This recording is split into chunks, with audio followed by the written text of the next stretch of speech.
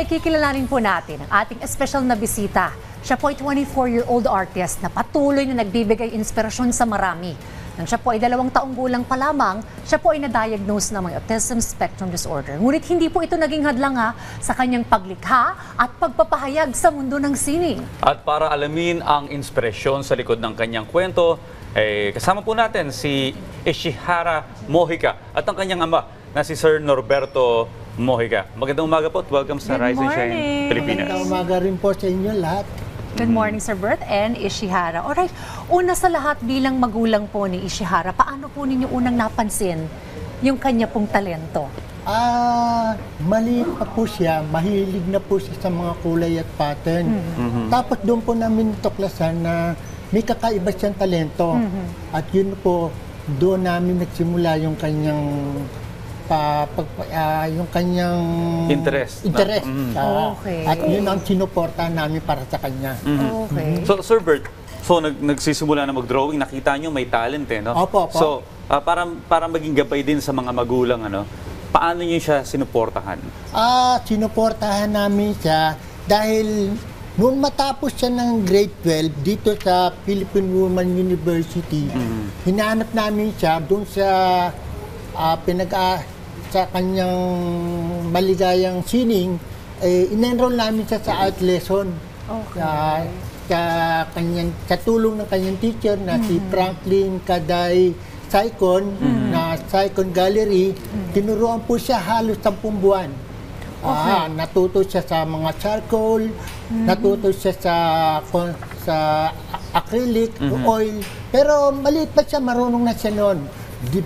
Ginawalang dalubhasa para ma-improve yung kanyang ginagawa. Okay. Nandito yung ilan sa kanyang mga obra. Ang gaganda ng kanyang mga obra. Opo. So marami nang kumbaga nagpapakommisyon ng mga paintings. Simula po nung una, naimbitahan na po kami sa mga exhibit, lalo na dito sa Quezon City.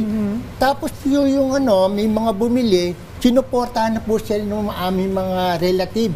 Una po. Tapos unti-unti na siya nakilala hanggang sa bumili na po yung ibang mga kilalang tao. Personalidad. Ano yung theme normally ng kanyang mga artworks, Sir Bert? Ang theme ng kanyang mga, mahilig po siya sa abstract. Abstract. Opo. Pero hindi abstract bagay, abstract nga rin naman.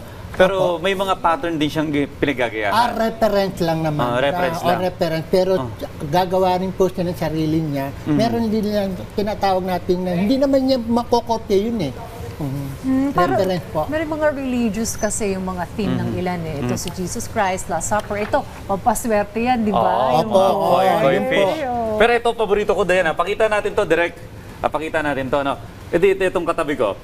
Pakita po natin. Ayan, direct. Ito kasi, mga ka-RSP, Jesus Christ, di ba, nasa crucifix. Pero, pag binaliktad mo, iba yung image. Agila. Ay, ang galing. Meron silang inakay, kung pinapakain. Oo nga, So, i-reverse mo lang siya, mag-iiba na yung kanyang design. Ang galing Alright, so ano po yung kumbaga, goal rin for Ishihara na magkaroon ng kumbaga sariling exhibit? Ano na po ba yung mga nagawa na before at mga future plans pa for Ishihara as an artist? Sa loob po ng kanyang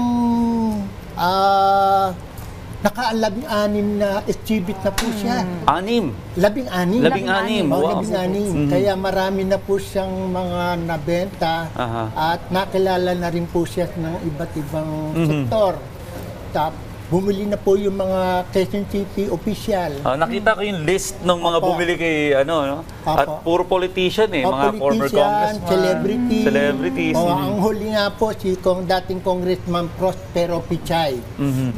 Okay. So ngayon magsasample si Ishihara sa atin ng kanyang talent. Meron po siyang and paboritong mahilig po siya sa cartoon, sa hayop at saka kalikasan. Pero madali lang po sa kanya yung pag-drawing.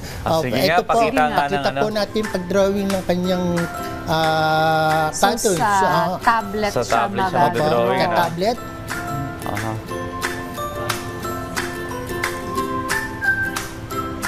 So siguro dun sa mga... Drawing ka? Ano yung muna yan? So while nagda-draw si Ishihara, siguro Sir Bert, ano yung maaari mong mensahe rin sa ilang mga magulang na yung ano kanilang papayo anak ay ko may sa ganitong mga kondisyon? magulang na merong ganitong special na pangangailangan, wag po tayong matakot. Meron po silang talent na hindi natin kaya nila. Yung po ating tuklasin. Kailangan hahanapin mo yung talent. Hanapin mo yung i-explore nila kung anong kanyang talent. At doon po sila magkakaroon ng magandang oportunidad. Sa gabayan lang po natin at bigyan ng tiwala. Ganun lang po. Ang best mag-drawing niya, no? Galing, So yan po si Ishihara, 24 years old. At tingnan nyo naman po ang kanyang galing sa talento, sa pagguhit.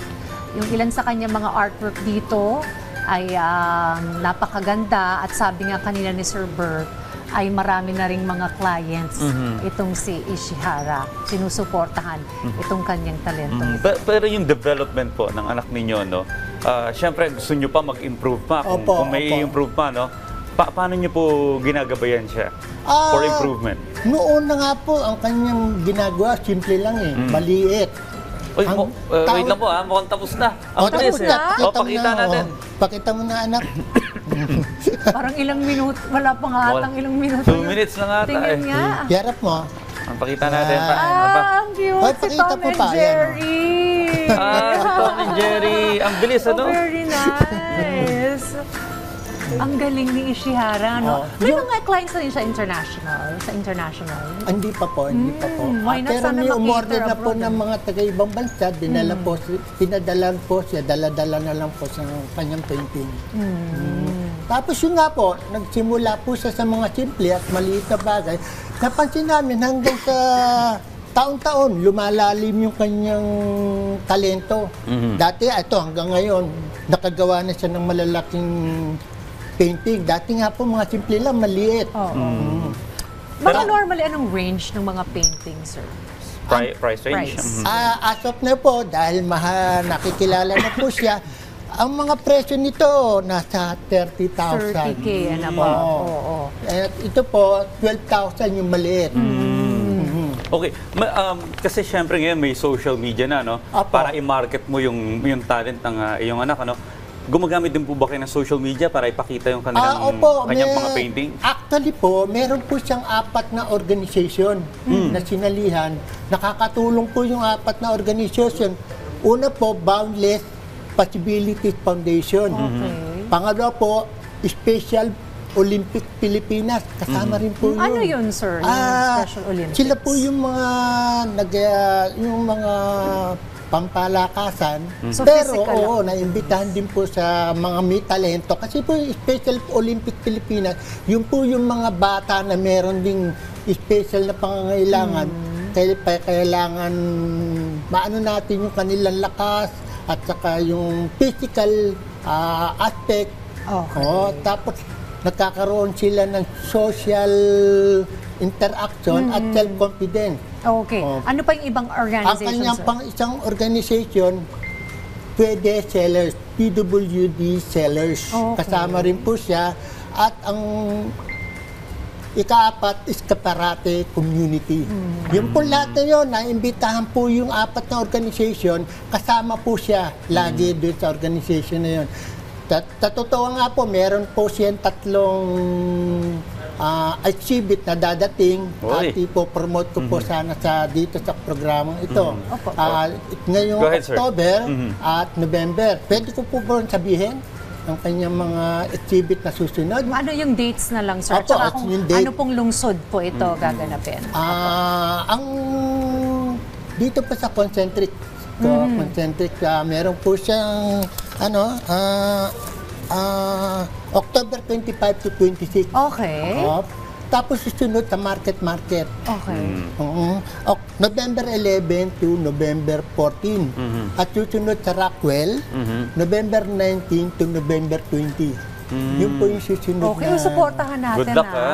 Sana Sana mag-improve pa. supportahan niyo po. Oo, mas marami pang orders o magpagawa sa kanya ng mga painting at Opo. makilala siya hindi lang sa Pilipinas, kumbaga sa buong mundo na rin. Opo, salamat po. Thank you Aha. also.